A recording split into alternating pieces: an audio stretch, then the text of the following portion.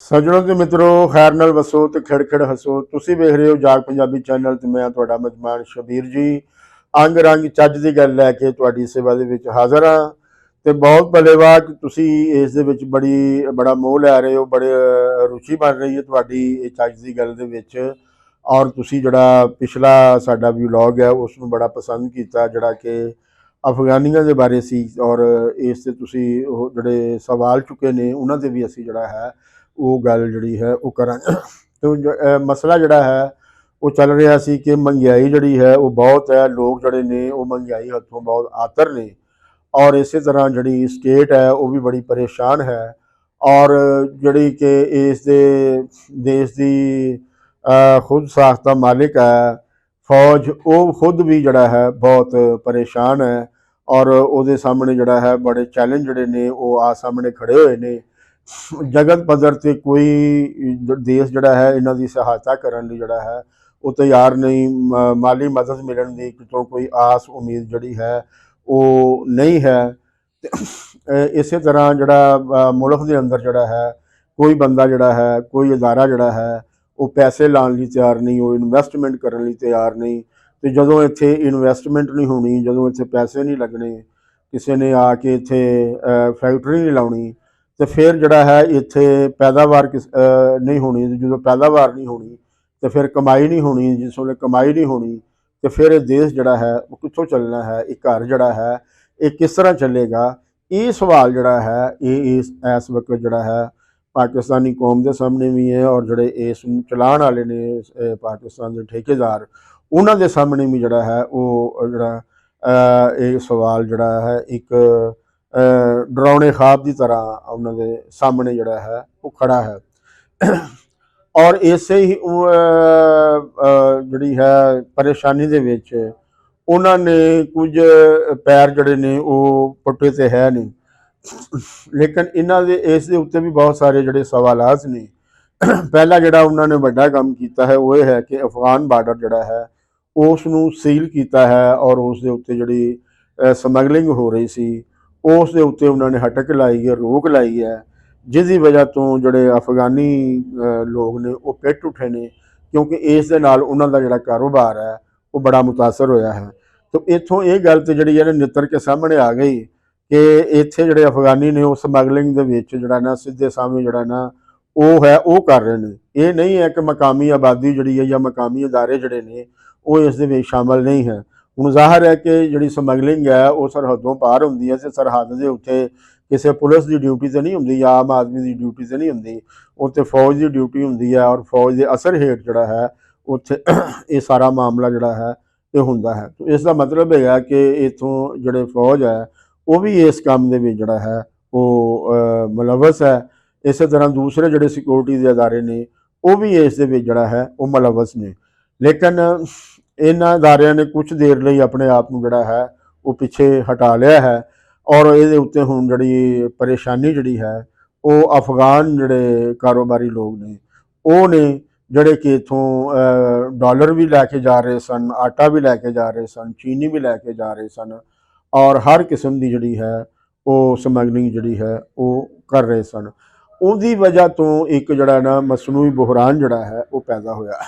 ਲੇਕਿਨ ਇਸ ਦੇ ਨਾਲ ਨਾਲ ਜਿਹੜਾ ਹੈ PTI ਦੇ ਰਾਜ ਦੇ ਵਿੱਚ ਜਿਹੜੇ 400 ਤਾਲਿਬਾਨ ਜਿਹੜੇ ਨੇ ਉਹ ਛੱਡੇ ਗਏ ਸਨ, ਉਹਨਾਂ ਦੀ ਜਿਹੜੀ ਇੱਥੇ ਮਾਰੋ ਮਾਰੀ ਹੈ, ਉੱਥੇ ਉਹਨਾਂ ਦੀਆਂ ਜਿਹੜੀਆਂ ਇੱਥੇ ਐਕਟੀਵਿਟੀਜ਼ ਨੇ ਉਹ ਬਹੁਤ ਜ਼ਿਆਦਾ ਜਿਹੜਾ ਨਾ ਨੁਕਸਾਨ ਜਿਹੜਾ ਹੈ ਮੁਲਕ ਨੂੰ ਪਹੁੰਚਾ ਰਹੀਆਂ ਸਨ।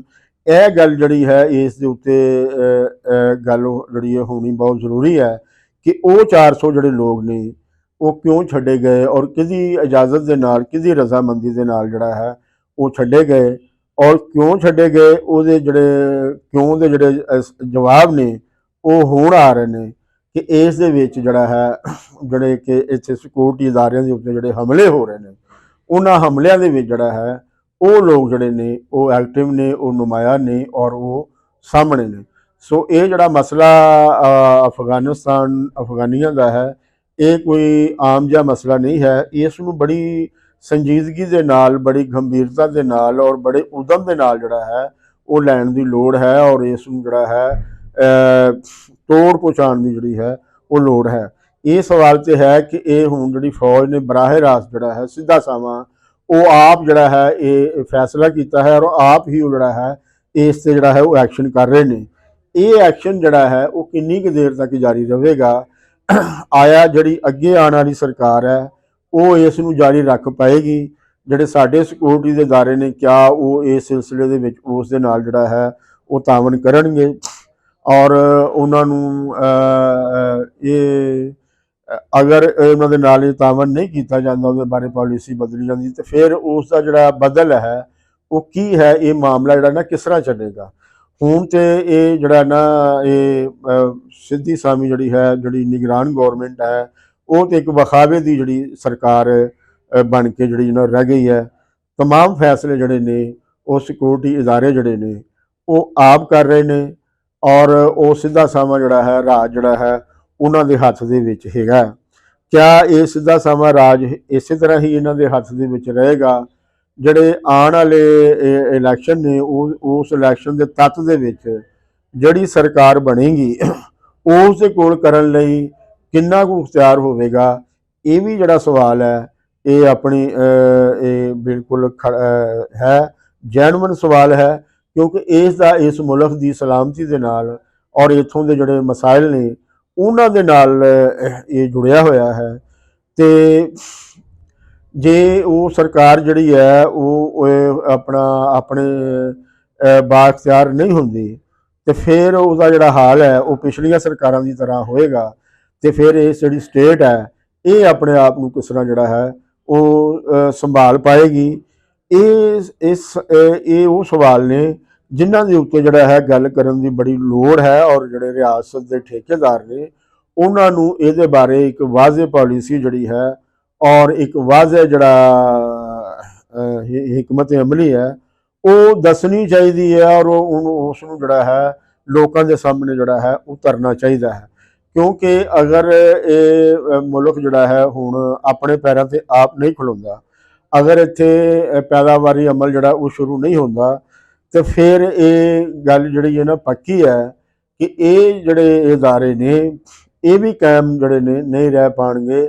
ਇਹਨਾਂ ਦੇ ਅੰਦਰ ਵੀ ਜਿਹੜਾ ਹੈ ਹਲਚਲ ਜਿਹੜੀ ਉਹ ਮਚੇਗੀ, ਇਹਨਾਂ ਦੇ ਅੰਦਰ ਵੀ ਜਿਹੜਾ ਹੈ ਉਹ ਬੁਹਰਾਨ ਜਿਹੜਾ ਹੈ ਉਹ ਪੈਦਾ ਹੋਏਗਾ।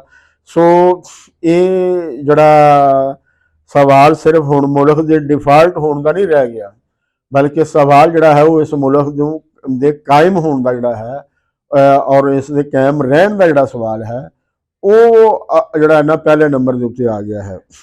ਜਿਹੜੇ ਮੁਲਕ ਡਿਫਾਲਟ ਹੁੰਦੇ ਨੇ ਉਹ ਫਿਰ ਵੀ ਅੱਗੇ ਜਾ ਕੇ ਵੱਧ ਜਾਂਦੇ ਨੇ, ਲੇਕਿਨ ਜਿਹੜੇ ਮੁਲਕ ਭਾਵੇਂ ਡਿਫਾਲਟ ਤੋਂ ਵੱਧ ਜਾਣ, ਲੇਕਿਨ ਉਹਨਾਂ ਦੇ ਜਿਹੜੇ ਇਦਾਰੇ ਨੇ ਅਗਰ ਉਹ ਕਮਜ਼ੋਰ ਹੋ ਜਾਣ, ਖਸੂਸੀ ਤੌਰ 'ਤੇ ਜਿਹੜੇ ਸਿਆਸੀ ਇਦਾਰੇ ਨੇ ਉਹ ਮਰ ਮੁੱਕ ਜਾਣ, ਤੇ ਫਿਰ ਉਹ ਮੁਲਕ ਜਿਹੜੇ ਨੇ ਉਹ ਮਹਿਜ਼ ਬੰਦੂਕ ਦੇ ਜ਼ੋਰ ਦੇ ਉੱਤੇ ਜਿਹੜਾ ਹੈ, ਤਾਕਤ ਦੇ ਜ਼ੋਰ ਦੇ ਉੱਤੇ ਜਿਹੜਾ ਹੈ ਉਹ ਕਾਇਮ ਨਹੀਂ ਰਹਿੰਦੇ ਹੁੰਦੇ। ਆਵਾਮ ਦੀਆਂ ਜਿਹੜੀਆਂ ਵਫਾਦਾਰੀਆਂ ਨੇ, ਆਵਾਮ ਦੀ ਜਿਹੜੀ ਦੇਸ਼ ਨਾਲ ਮੁਹੱਬਤ ਹੈ ਉਹ ਮਸ਼ਰੂਤ ਹੁੰਦੀ ਹੈ, ਉਹ ਸ਼ਰਤਾਂ ਦੇ ਨਾਲ ਹੁੰਦੀ ਹੈ। ਜੇ ਲੋਕਾਂ ਨੂੰ ਇੱਥੇ ਖਾਣ ਨੂੰ ਨਹੀਂ ਲੱਭੇਗਾ, ਜੇ ਲੋਕਾਂ ਨੂੰ ਇੱਥੇ ਸਲਾਮਤੀ ਨਹੀਂ ਮਿਲੇਗੀ, ਜੇ ਲੋਕਾਂ ਨੂੰ ਇੱਥੇ ਰੋਜ਼ਗਾਰ ਨਹੀਂ ਮਿਲੇਗਾ, ਤੇ ਲੋਕ ਫਿਰ ਜਿਹੜਾ ਹੈ ਉਹਨਾਂ ਨੇ ਜ਼ਿੰਦਾ ਰਹਿਣ ਲਈ ਆਪਣੇ ਲਈ ਚਾਰਾ ਤੇ ਕਰਨਾ ਹੈ। ਸੋ ਲਿਹਾਜ਼ਾ ਉਹ ਫਿਰ ਜ਼ਰੂਰੀ ਨਹੀਂ ਕਿ ਉਹ ਇਸ ਮੁਲਕ ਦੇ ਵਿੱਚ ਜਿਹੜਾ ਹੈ ਉਹ ਰਹਿਣ, ਉਹ ਇਸ ਮੁਲਕ ਨੂੰ ਛੱਡਣ ਤੇ ਵੀ ਤਰਜੀਹ ਦੇ ਸਕਦੇ ਨੇ। ਬੇਸ਼ੁਮਾਰ ਲੋਕ ਜਿਹੜੇ ਨੇ ਉਹ ਆਪਣੇ ਮੁਲਕ ਛੱਡ ਕੇ ਦੂਸਰੇ ਮੁਲਕਾਂ 'ਚ ਜਾ ਕੇ ਜਿਹੜਾ ਹੈ ਉਹ ਮੁਲਾਜ਼ਮਤਾਂ ਕਰਦੇ ਨੇ, ਤੇ ਉਹ ਕੋਈ ਸ਼ੌਕ ਦੇ ਨਾਲ ਤੇ ਨਹੀਂ ਕਰਦੇ, ਆਪਣੀਆਂ ਲੋੜਾਂ ਦੇ ਤਹਿਤ ਕਰਦੇ ਨੇ। ਆਪਣੇ ਦੇਸ਼ ਦੇ ਨਾਲ ਉਹਨਾਂ ਨੂੰ ਜਿਹੜਾ ਪਿਆਰ ਉਹ ਮੁਹੱਬਤ ਹੁੰਦੀ ਹੈ, ਪਰ ਜਿਹੜੀਆਂ ਮਾਦੀ ਲੋੜਾਂ ਨੇ ਉਹ ਗਾਲਬ ਆਉਂਦੀਆਂ ਨੇ। ਇਸ ਵਾਸਤੇ 75 ਸਾਲ ਹੋ ਗਏ ਨੇ ਇਸ ਮੁਲਕ ਦੇ ਨਾਲ ਜਿਹੜਾ ਹੈ ਬਹੁਤ ਕੁਝ ਹੋ ਚੁੱਕਿਆ ਹੈ, ਔਰ ਉਸ ਦੇ ਤੱਤ ਵੀ ਜਿਹੜੇ ਨੇ ਉਹ ਸਾਡੇ ਸਾਹਮਣੇ ਆ ਚੁੱਕੇ ਨੇ। ਪਹਿਲੇ ਹੀ ਅਸੀਂ ਆਪਣਾ ਇੱਕ ਜਿਹੜਾ ਹਿੱਸਾ ਹੈ ਉਹ ਗਵਾ ਬੈਠੇ ਹਾਂ, ਦੂਸਰਾ ਹਿੱਸਾ ਜਿਹੜਾ ਹੈ ਉਹਦੇ ਅੰਦਰ ਵੀ ਭਾਜੜ ਪਈ ਹੋਈ ਹੈ। ਸੋ ਲਿਹਾਜ਼ਾ ਉਹ ਸਾਨੂੰ ਹੁਣ ਹੀ ਅਕਲ ਨੂੰ ਜਿਹੜਾ ਨਾ ਉਹ ਹੱਥ ਮਾਰਨਾ ਚਾਹੀਦਾ ਹੈ, ਔਰ ਜਦ ਤੱਕ ਅਸੀਂ ਅਕਲ ਨੂੰ ਹੱਥ ਨਹੀਂ ਮਾਰਾਂਗੇ ਇਹ ਮਸਲਾ ਹੁਣ ਜਿਹੜਾ ਹੈ ਇਹ ਹੱਲ ਹੋਣ ਵਾਲਾ ਨਹੀਂ ਹੈ। ਹੁਣ ਦੁਨੀਆ ਜਿਹੜੀ ਹੈ ਉਹ ਸਾਡੀ ਮਦਦ ਜਿਹੜੀ ਹੈ ਉਹ ਨਹੀਂ ਕਰਨੀ ਉਸਨੇ, ਲਿਹਾਜ਼ਾ ਇਸ ਵਾਸਤੇ ਜਿਹੜਾ ਹੈ ਉਹ ਸਾਨੂੰ ਨਹੀਂ ਬੈਠਣਾ ਚਾਹੀਦਾ। ਆਪਣੇ ਪੈਰਾਂ 'ਤੇ ਖੜਾ ਹੋਣ ਲਈ ਇਹ ਜ਼ਰੂਰੀ ਹੈ ਕਿ ਅਸੀਂ ਇੱਥੇ ਜਿਹੜੇ ਸਿਆਸੀ ਇਦਾਰੇ ਨੇ ਉਹਨਾਂ ਨੂੰ ਮਜ਼ਬੂਤ ਕਰੀਏ, ਅਮਨ ਸਲਾਮਤੀ ਦਾ ਜਿਹੜਾ ਮਾਹੌਲ ਹੈ ਉਹ ਪੈਦਾ ਕਰੀਏ, ਇੱਕ ਐਸਾ ਮਾਹੌਲ ਜਿਹਦੇ ਵਿੱਚ ਲੋਕ ਇਨਵੈਸਟਮੈਂਟ ਜਿਹੜੀ ਹੈ ਨਾ ਉਹ ਕਰਨ ਲਈ ਤਿਆਰ ਹੋਣ, ਇੱਕ ਐਸਾ ਮਾਹੌਲ ਜਿੱਥੇ ਜਿਹੜੇ ਸਰਕਾਰੀ ਅਦਾਰੇ ਨੇ ਉਹ ਲੋਕਾਂ ਨੂੰ ਤੰਗ ਨਾ ਕਰਨ, ਲੋਕਾਂ ਦੀ ਜਿਹੜੀ ਆਪਣੀ ਜਿਹੜੀ ਉਹ ਜਿਹੜੇ ਰੋੜੇ ਉਹ ਟਿਕਾਉਂਦੇ ਨੇ ਉਹ ਨਾ ਟਿਕਾਣ, ਤੇ ਫਿਰ ਹੀ ਜਿਹੜਾ ਦੇਸ਼ ਹੈ ਉਹ ਅੱਗੇ ਵੱਧ ਸਕਦਾ ਹੈ। ਮੈਨੂੰ ਆਸ ਹੈ ਕਿ ਅਸੀਂ ਇਹ ਜਿਹੜੀ ਗੱਲ ਹੈ ਇੱਥੇ ਜਾਰੀ ਰੱਖਾਂਗੇ, ਔਰ ਇਹ ਜਿਹੜੀ ਗੱਲ ਹੈ ਲੋਕਾਂ ਦੇ ਵਿੱਚ ਟੁਰੇਗੀ, ਔਰ ਲੋਕਾਂ ਦੇ ਵਿੱਚ ਇਹ ਜਿਹੜੀ ਗੱਲ ਹੈ ਇਹ ਹੋ ਰਹੀ ਹੈ। ਤੇ ਜਿਸ ਵੇਲੇ ਇਹ ਗੱਲ ਜ਼ੋਰ ਫੜੇਗੀ ਤੇ ਫਿਰ ਲੋਕਾਂ ਦਾ ਜਿਹੜਾ ਦਬਾਅ ਹੈ ਉਹ ਅਦਾਰੇ ਜਿਹੜੇ ਨੇ ਉਹ ਬਰਦਾਸ਼ਤ ਨਹੀਂ ਕਰ ਸਕਦੇ, ਉਹਨਾਂ ਨੂੰ ਆਪਣੀ ਚਾਲ ਜਿਹੜੀ ਹੈ ਉਹ ਬਦਲਣੀ ਪਏਗੀ। ਤੇ ਅਗਲੇ ਸਤਵਾਰੇ ਫਿਰ ਤੁਹਾਡੀ ਸੇਵਾ ਦੇ ਵਿੱਚ ਐਸੇ ਹੀ ਮਸਲੇ ਤੇ ਕੁਝ ਹੋਰ ਜਿਹੜੀਆਂ ਹਕੀਕਤਾਂ ਨੇ ਉਹ ਲੈ ਕੇ ਹਾਜ਼ਰ ਹੋਵਾਂਗਾ। ਉਸ ਵੇਲੇ ਤੱਕ ਮੈਨੂੰ ਜੋ ਆਗਿਆ ਲੈਣ ਤੋਂ ਪਹਿਲਾਂ ਤੁਹਾਡੇ ਅੱਗੇ ਬੇਨਤੀ ਹੈ ਕਿ ਸਾਡੇ ਜਾਗ ਪੰਜਾਬੀ ਚੈਨਲ ਨੂੰ ਸਬਸਕ੍ਰਾਈਬ ਕਰੋ, ਇਸ ਨੂੰ ਸ਼ੇਅਰ ਕਰੋ, ਲਾਈਕ ਕਰੋ, ਕਮੈਂਟ ਕਰੋ ਤੇ ਘੰਟੀ ਦਾ ਬਟਨ ਦਬਾਓ। ਕੁਲ ਦਾ ਭਲਾ ਤੇ ਕੁਲ ਦੀ ਖੈਰ।